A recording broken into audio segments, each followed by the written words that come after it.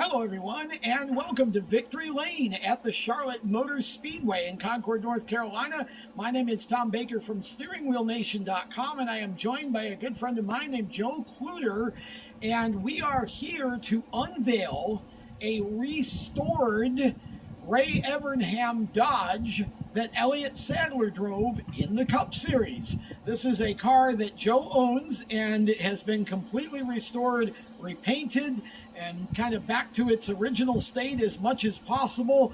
And Joe, I want to talk to you a little bit about this because before we unveil this, first of all, talk about yourself a little bit and tell us about the background of this car and how did you end up with it and what are we doing here today? Yeah, it's funny. I've been in racing for since I was 5 years old. For the last 25 years, I've been restoring all types of vintage race cars. And I'm a Dodge guy, I'm a Mopar guy, I'm a NASCAR guy. So when I saw this car, it came up for sale. We saw it at Rockingham, and I'm like, it checked all my boxes, so I've got to buy it and then restore it back to original. So did a little bit of research, looked at the chassis number. It's actually chassis EMS 143-606. So it was built in June of 06 for Elliott Sadler. Elliott drove it in 6 races. So 06, he drove it first at Michigan. Then he went to Fontana, took a break over the winter. Then he drove it to Fontana. Then he went to Las Vegas, where it was the title sponsor car at Las Vegas, so you see the graphics from Las Vegas.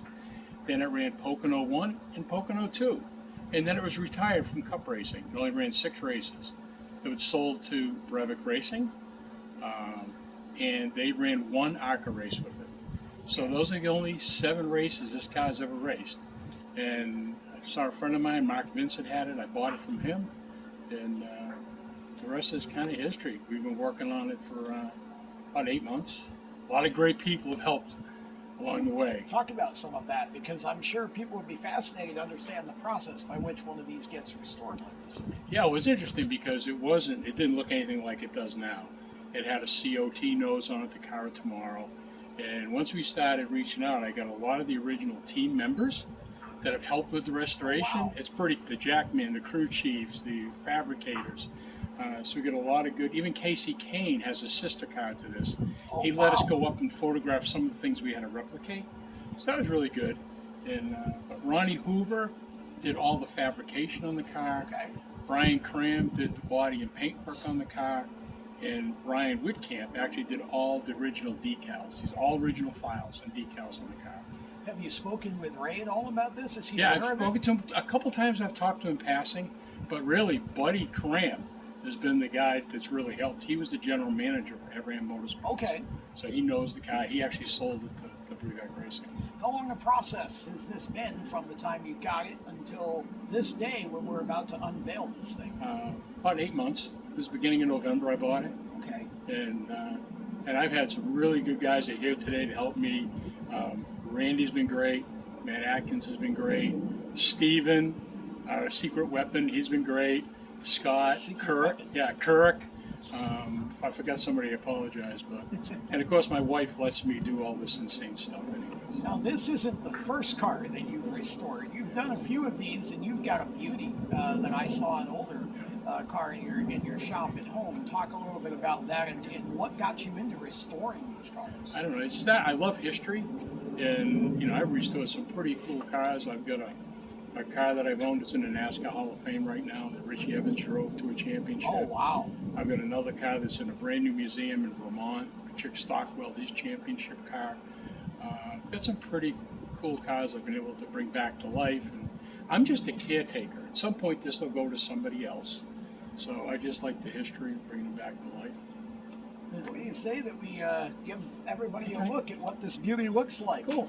Okay. All right, folks. Thanks, Tom. We're going to step out of the shot here, and we'll keep chatting, but let's reveal this thing. And again, this is a restored Cup car out of the Evernham stable. Elliott Sadler drove it. Look at this. Wow. That is beautiful. Absolutely beautiful. Yeah, it's amazing the decals. Some of these are the original decals from the Evernham shop. Okay. So some are he had to recreate, but some are actually original decals on my decal.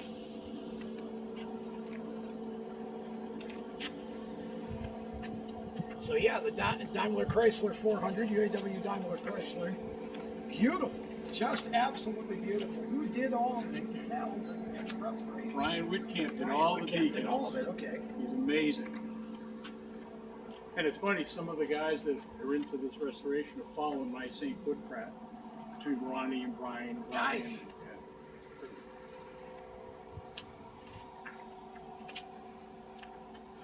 I've got to believe that you would love nothing better than to get in this thing and take some laps around the speedway, but I don't think that's in the cards today. I'll drive it.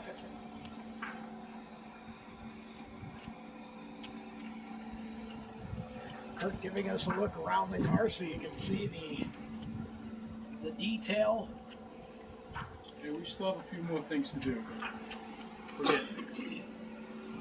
So what happens next with this car? What does it just go back to your shop? And It's going to go. It's going back to my shop for now. It's going to go back to Ronnie Hoover for a few more things on the fabrication side. We've got some things we're going to do to it. But it runs great. To display it somewhere for a time or whatever, where people can come and see it. Actually, we're taking it to Dillon Speedway on June 25th. Okay. Saturday night. There's a whole bunch of historic cars will be part of a group that I belong to. Okay. And, Dillon Motor Speedway in Dillon, South Carolina. Yeah, we'll be there June 25th.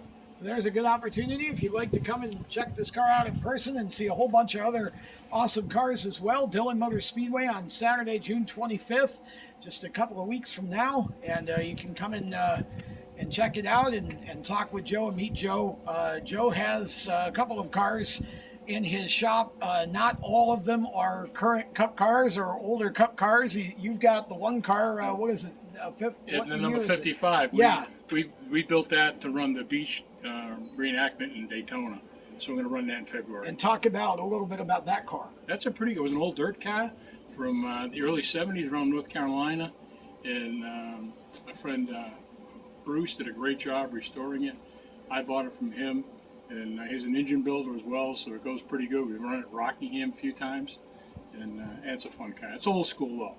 And I love Old school, just the way we love it. Old school. That is how it should be. So what is the page where people can go follow you and see all of this stuff? It's just Joe Kluter at Facebook. It's just on Facebook. Spell your last name. Clouatre. Okay, Joe Kluter on Facebook. And everybody go follow that page. And keep up with what Joe's doing. He's doing some great work, and you're going to be hearing and seeing more of him as we go forward, too, on steeringwheelnation.com. So make sure you check all that out. So, Joe, thanks for all the hard work. Love seeing the restored cars, and we got to keep the history alive. So that'll wrap things up here from Charlotte Motor Speedway. For Joe Kluter, I'm Tom Baker from Steering Wheel Nation. Thanks for joining us.